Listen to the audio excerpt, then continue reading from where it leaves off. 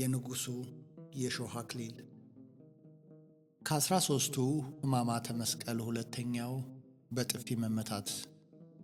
በጥፊ መመታት መድኃኒታችን ኢየሱስ ክርስቶስ ስለኛ ፍቅር ሲል ከተቀበላቸው 13ቱ ሕማማተ መስቀል አንዱና እጅግ አስነዋሪ መከራው ነው። ይህ መከራ የሰማይና የምድር ፈጣሪ በገዛ ፍጥረቱ እጅ ጉንጩን በጥፊ የተመታበት ምስጢር ነበር።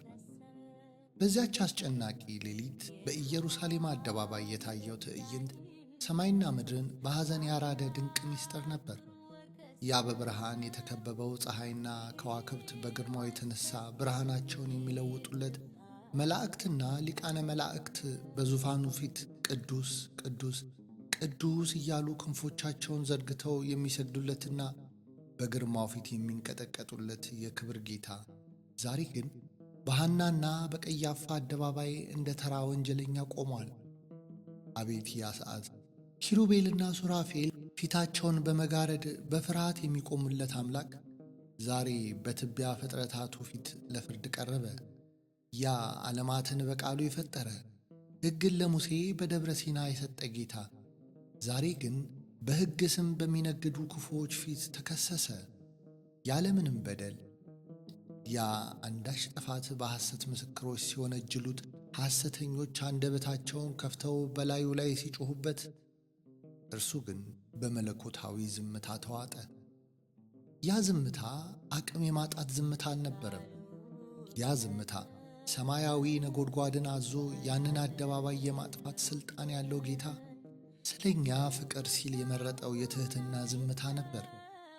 ሐሰተኞቹ ምስክሮች አንዱ ከአንዱ ጋር የማይስማማ ክስ ሲያቀርቡ፣ ቅዱሱ ጌታ ግን አንዲትም ቃል ሳይመልስ ቆመ። ያ የእርሱ ዝምታ በእኛ ላይ የተፈረደውን የሞት ፍርድ የሚደመስስ መለኮታዊ ዝምታ ነበር። ንጹሑ በግ ኢየሱስ ክርስቶስ በኀጢአተኞች መካከል ተከቦ በንቀትና በፌዝ እየታየ እንደ ወንጀለኛ ተቆጥሮ ሲቆም ማየት ለሕሊና የሚከብድ ግፍ ነው። የፍጥረት ሁሉ ዳኛ በአመፀኞች ሊፈረድበት ሲቆም አየሩ ሁሉ በሐዘን ተሞላ። ጌታ ሆይ፣ አንተ በሐሰት ምስክሮች ፊት ዝም ያልከው እኛ በእውነተኛው የፍርድ ቀን በበደላችን ምክንያት እንዳናፍርና አንደበታችን እንዳይዘጋ ነው። ያንተ ዝምታ ለእኛ የሕይወት ቃል ሆነልን። ያንተ እንደ ወንጀለኛ መቆም ደግሞ ለእኛ የጽድቅ ነፃነትን ሰጠን። በዚያ በጭካኔና በክፋት ድቅድቅ ጨለማ በተሞላው የቀያፋ አደባባይ ላይ የታየው ትዕይንት የሰማይ መላእክትን ክንፍ ያስረገፈ፣ የፍጥረቱንም ሁሉ ልብ ሐዘን ያደከመ ነበር። ያለምንም በደል ለፍርድ የቆመው የሰላም ንጉሥ እውነቱን በመለኮታዊ አንደበቱ ሲናገር፣ አንዱ ጨካኝና ትዕቢተኛ አገልጋይ ድንገት ከመካከላቸው ተነሳና ለሊቀ ካህናቱ እንዲህ ትመልሳለህን? የሚል የትዕቢትን ቃል እየተናገረ ያንን ዓለማትን የፈጠረ ምድርንና ሰማይን በሥልጣኑ የደገፈ ቅዱስ ፊቱን በኃይለኛ ጥፊ መታው። አቤት ያ ሰዓት! ፀሐይን በማይመረመር ብርሃን የሞላ ጨረቃንና ከዋክብትን በሰማይ ጠፈር ላይ እንደ ዕንቁ የረጨ ለአጽናፈ ዓለም ሁሉ ውበትንና ግርማን የሰጠ ያ ቅዱስ ፊት ዛሬ ግን ትቢያ በሆነ በሽንገላና በክፋት በቆሸሸ ፍጥረት እጅ ተመታ። ያ ፊት ሙሴ በደብረ ሲና ሊያየው ተመኝቶት ግርማው ስላስፈራው ፊትህን አሳየኝ ብሎ በለመነ ጊዜ ፊቴን አይቶ የሚድን የለም የተባለለት ድንቅ መለኮታዊ ፊት ነው። ዛሬ ግን ያ ግርማው የሚያስፈራ ጌታ ስለ እኛ ፍቅር ሲል ጉንጩን ለጥፊ ሰጠ። ጥፊው በዚያ ቅዱስ ፊት ላይ ሲያርፍ ድምፁ በመላው ሰማያዊ ዓለም አስተጋባ። መብረቅን እንደ ጅራፍ የሚያዘው ነጎድጓድን እንደ ድምፅ የሚጠቀምበት ኃይል ያለው አምላክ ዛሬ በደካማ ፍጥረቱ ሲዋረድ ዝም አለ። ያ በጥፊ የመታው እጅ ራሱ ጌታችን ከምድር አፈር አበጅቶ የሕይወትን እስትንፋስን የዘራበት እጅ ነበር። ፈጣሪ በፈጠረው እጅ ተመታ። የሕይወት ራስ በባሪያው ተዋረደ። ያ በጥፊ የተመታው ፊት ለሰው ልጅ ሁሉ የሕይወትን እስትንፋስ የሰጠ በአዳም ፊት ላይ እፍ ብሎ ነፍስን የዘራ ቅዱስ ፊት ነው። ዛሬ ግን ያ ፊት በደም ተቀባ፣ በሰው ልጅ ተቆሰለ። ጌታችን ያንን ጥፊ የታገሰው እኛን ከአጋንንት ጥፊና ከዘላለም እፍሪት ሊያድነን ነው። እርሱ ፊቱን ለውርደት የሰጠው እኛ የጠፋውን ክብራችንን መልሰን እንድንጎናጸፍ ነው። ያንን ትዕይንት በሕሊናው ለሚመለከት ሰው ልቡ በሐዘን ከመሰበር በቀር ምን ሊሆን ይችላል? ጌታ ሆይ፣ አንተ ስለ እኛ በጥፊ ተመታህ፣ እኛን ግን በሰላም እንድንኖር አደረግ። ያ በጥፊ የተመታ ጉንጭህ ለእኛ የይቅርታ ምልክት፣ ያ የታገስከው ውርደት ደግሞ ለእኛ የዘላለም ክብር ሆነልን። ያንን ፊት የመታው እጅ ጌታችን በፈቃዱ ሕይወትንና ኃይልን ካልሰጠው በቀር አንዲት የጣት ጭልፋን እንኳን ማንቀሳቀስ የማይችል ደካማና አፈር የሆነ ፍጥረት ነው። ያ እጅ የተፈጠረው በራሱ በጌታ እጅ ነው።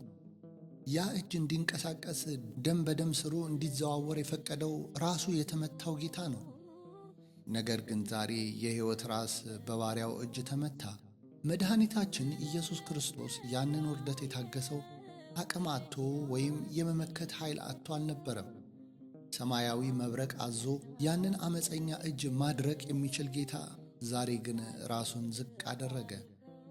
ያ ዝምታው የፍርሃት ሳይሆን የፍቅር ጥልቅ ነበር። እኛን ከረቂቁ የአጋንንት ጥፊ ከዘላለም የሲኦል ዕረፍት ሊያድንን ስለወደደ የክብር ፊቱን ለጥፊ አሳልፎ ሰጠ።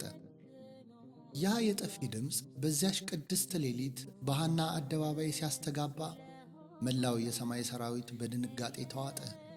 መላእክትና ሊቃነ መላእክት ጌታቸው ሲዋረድ፣ ንጉሣቸው በጥፊ ሲመታ ማየት አልቻሉም። ያንን ትዕይንት ለመመልከት አቅም ስላጡ ይህ እንዴት ያለ ትሕትና ነው? ፈጣሪ ስለ ፍጥሩ እንዲህ ዝቅ ይላልን? እያሉ በመገረም ክንፎቻቸውን በፊታቸው ላይ አሳረፉ። ያሳዝናል።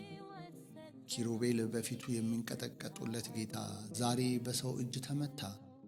ያ በቅዱስ ጉንጩ ላይ ያረፈው ጥፊ ለካ ለኛ የነጻነት አዋጅ ነበር። እርሱ በጥፊ ተመትቶ ፊቱ ሲቀላ የእኛ የጠቆረ ሕይወት በጸጋ ይበራ ነበር። ጌታችን መድኃኒታችን ኢየሱስ ክርስቶስ ያንን እጅግ አሳዛኝና አስነዋሪ በጥፊ የመመታትን መከራ የተቀበለው ያለ ምክንያት አልነበረም። እያንዳንዱ የጥፊ ድምፅና በቅዱስ ፊቱ ላይ ያረፈው እጅ ለሰው ልጅ ድኅነት የሚሆን ታላቅ ምስጢርን አዝሎ ነበር። የመጀመሪያው ሰው አዳም በገነት እንጨት በበላ ጊዜ በፈጣሪው ፊት የቀድሞ ክብሩን አጥቶ ፊቱን በእፍረትና በድንጋጤ ሸፍኖ ነበር። ያ በአዳም ፊት ላይ የታየው የኀጢአት እፍረት ለልጆቹም ሁሉ ተረፈ።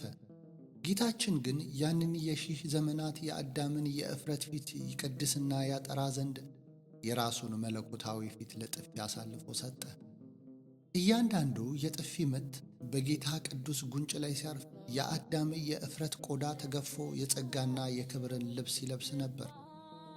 እርሱ በጥፊ ተመትቶ ሲዋረድ፣ እኛ ግን ከእፍረት ማቅ ወጥተን የልጅነት ክብርን እንድንጎናጸፍ አደረገን። የሰው ልጅ ውድቀት መጀመሪያው ትዕቢት ነበር። ፍጡር ራሱን ከፈጣሪው በላይ ከፍ ሲያደርግ በትዕቢት ተወጥሮ በትዕቢት ጎዳና ሲጓዝ ኖሯል። ጌታችን ግን ይህንን ሰይጣናዊ የትዕቢት መንፈስ ይሰብር ዘንድ የዓለሙ ንጉሥ ሆኖ ሳለ ራሱን እጅግ ዝቅ አደረገ። የኪሩቤልና የሱራፌል ጌታ በጥፊ ሲመታ ያ ለሰው ልጅ ሁሉ እውነተኛውን የትሕትና መንገድ የሚያስተምር ታላቅ ትምህርት ነበር። እኔ ጌታና መምህር ሆኜ እንዲህ በጥፊ ከተመታው እናንተስ የሚል ድምፅ ከእያንዳንዱ የጥፊ ድምፅ ጋር ይሰማ ነበር። ያ የፈጣሪ ትሕትና የእኛን የትዕቢት ግንብ አፈረሰው። ነቢዩ ኢሳይያስ ስለ ጌታ መከራ አስቀድሞ በመንፈስ ቅዱስ ታይቶት ፊቴን ከውርደትና ከሞት ፊት አልመለስኩም እንዳለ ጌታችን ያንን ሁሉ ግፍ የታገሰው ለእኛ ፈውስ ይሆን ዘንድ ነው። እኛ በኀጢአት ምክንያት የጠቆረውንና የተጎሳቆለውን ፊታችንን እርሱ ስለ እኛ በጥፊ ተመትቶ አደሰ። ያ በጥፊ የመመታቱ ሕመም ለእኛ ሰላም፣ ያ የፊቱ መቁሰል ለእኛ የክብር ፊት ሆነልን። ዛሬ በፈጣሪ ፊት በድፍረት መቆም የቻልነው እርሱ ስለ እኛ ፊቱን ለጥፊና ለውርደት አሳልፎ ስለሰጠ ነው። ጌታ ሆይ፣ አንተ ያንን እጅግ የሚያሳፍርና የሚያስነውር በጥፊ የመመታትን መከራ የተቀበልከው እኛን ከዘላለም ውርደትና ከሲኦል እፍረት ልታድነን ነው። የሰው ልጅ በኀጢአት ምክንያት ክብሩን አጥቶ ፊቱን ዝቅ አድርጎ ይኖር ነበር። አንተ ግን የእኛን ውርደት ለራስህ ወስደህ ፊትህን ለጥፊ ሰጠህ። ያ በአደባባይ የደረሰብህ መዋረድ ለእኛ የዘላለም የክብር ካባ ሆነልን። አንተ በጥፊ ተመተህ ስትሰደብ፣ እኛ ግን በሰማያት መላእክት ፊት የከበርን ሆንን። ያ በደካማና ትቢያ በሆነ ፍጥረቱ እጅ የተመታው ቅዱሱ ጉንጭህ ስለ እኛ ለኀጢአተኞቹ የይቅርታና የምሕረት ትልቁ ምልክታችን ነው።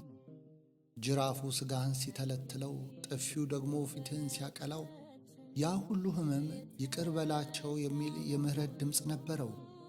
ያ የተመታው ጉንጭህ ዛሬ እኛን ወደ አባታችን ቤት የምንመለስበት የይቅርታ መንገድ ሆኖናል። በእያንዳንዱ የጥፊ ጠባሳ ውስጥ የእኛ የበደል ደብዳቤ ሲቀደድ ይታየናል። ዛሬ ካንተ መከራ የተነሣ ነፃ የወጣን ፍጥረታትህ ሁሉ ስለዚያ ስለ እኛ ስለ ተመታኸው ቅዱስ ፊትህና ለታላቁ ትሕትና የዘላለም ምስጋናን እናቀርባለን። የፈጠረውን እጅ የማይቀጣ በጥፊ የመታውን የማይረግም እንዲህ ያለ ትሕትና ከየት ይገኛል? ያንተ ዝምታና ትዕግሥት ለእኛ የድኅነት መሠረት ሆነልን። ስንባዝን ፈልገህ፣ ስንታሰር ፈተህ፣ ስንዋረድ ደግሞ በጥፊ ተመተህ ስላከበርከን እናመሰግንሃለን። ስለዚያ ስለ እኛ በጥፊ ለተመታው፣ በምራቅ ለረከሰው፣ በደም ለተሸፈነው ቅዱስ ፊትህ ዘወትር ስግደትና ምስጋና ይሁን። ያ በጥፊ የተመታው ፊትህ ዛሬ በሰማያት በግርማ ተቀምጦ መላእክት ይሰግዱለታል። እኛም በምድር ያለን ልጆችህ ያንን የመከራህን ሰዓት እያሰብን በፊቱ እንወድቃለን። ጌታ ሆይ፣ በጥፊ የተመታው ጉንጭህ ከመከራ ሁሉ ይጠብቀን። በፊትህ ላይ የታየው ትሕትናህም በልባችን ይታተም። ይቆየን።